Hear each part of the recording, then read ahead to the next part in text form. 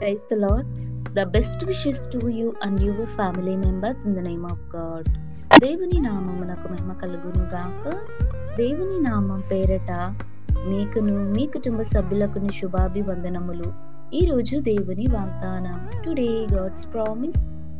పాపము చేయక మేలు చేయుచుండు నీతిమంతుడు భూమి మీద ఒకడైనను లేడు.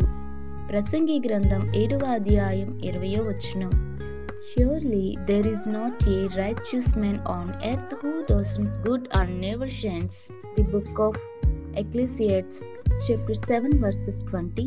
క్రీస్తునందు ప్రేమైన సహోదరి సహోదరులారా, ఈ శ్రేష్టమైన ఉదయకాల సమయమున దేవుడు నీతో నాతో మన అందరితో సెలవిస్తున్నాడు. చూడండి, ఈ లోకంలో మనిషి అయినటువంటి వారు ఒకళ్ళైనను కూడా నీతిమంతుడు లేడు. ఎందుకంటే అందరూ కూడా పాపాత్ములై జీవిస్తున్నారు. ఈ లోకంలో ఒకరి పట్ల ఒకరు ద్వేషములు కలిగి ఉండడం, ఆ యొక్క చెడ్డ అలవాట్లకు బానిస అవ్వడం, ఇతరులకు కీడు తలపెట్టడం వంటి చెడ్డ లక్షణాలను కలిగి జీవిస్తున్నారని దేవుడు తెలియచేస్తున్నాడు.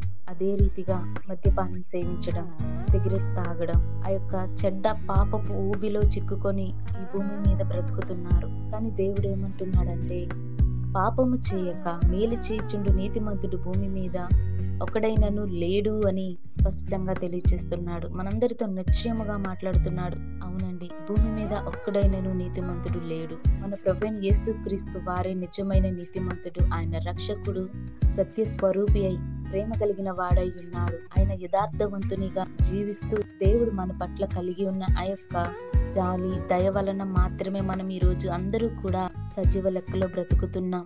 దేవుడు ఇంకా అవకాశం ఎందుకు ఇస్తున్నాడంటే, మనకు మనమై మారుతామని, మన హృదయాలను మార్చుకుంటామని, అవన్నీ దేవుని వైపు తిరిగి దేవుని ఎడల పశ్చాత్తాప్తులై తమ పాపములన్నిటిని ఒప్పుకొని జీవిస్తే దేవుడు తప్పకుండా వారి జీవితాలను, వారి కుటుంబాలను, వారి పరిస్థితులన్నిటినీ చక్కబెట్టి బాగుపరుస్తానంటున్నాడు.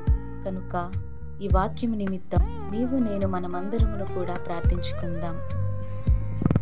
మహోన్నతుడ, సర్వాధికారి, సర్వసృష్టికధికారకర్తవైన మా ప్రియ పరలోకపు తండ్రి, నీకే వందనాలు, స్తోత్రాలు ప్రభువా. నిజమైన ఆయన ఈ భూమి మీద ఒక్కడైనను నీతిమంతుడు లేడు దేవా. నీ వంటి సత్య స్వరూపి అయిన ఏ ఒక్కడు లేడు ప్రభువా. నీవే నిజమైన దేవుడు, నీవు రక్షకుడు, నీవు నీతిమంతుడవ యథార్థవంతుడవైన దేవుడవు ప్రభువా. దేవా, ఈ పాపములన్నిటి నుంచి ప్రతి ఒక్కరిని విడిపించి మేలు చేయటానికి, నీతిమంతులుగా బ్రతకటానికి, యథార్థవంతులుగా జీవించటానికి నీ కృప దయచేయమని ప్రతి ఒక్కరు తమ పాపములన్నీ నీడలో ఒప్పుకొని నిన్ను సేవిస్తూ నీకు ఇష్టమైన బిడ్డలంగా జీవించే వారుగాను సహాయం దయచేయమని నీ కృప తోడుగా ఉంచమని కోరుతూ యేసయ్య నామమున అడిగి వేడుకొనుచున్నాను తండ్రి. ఆమేన్.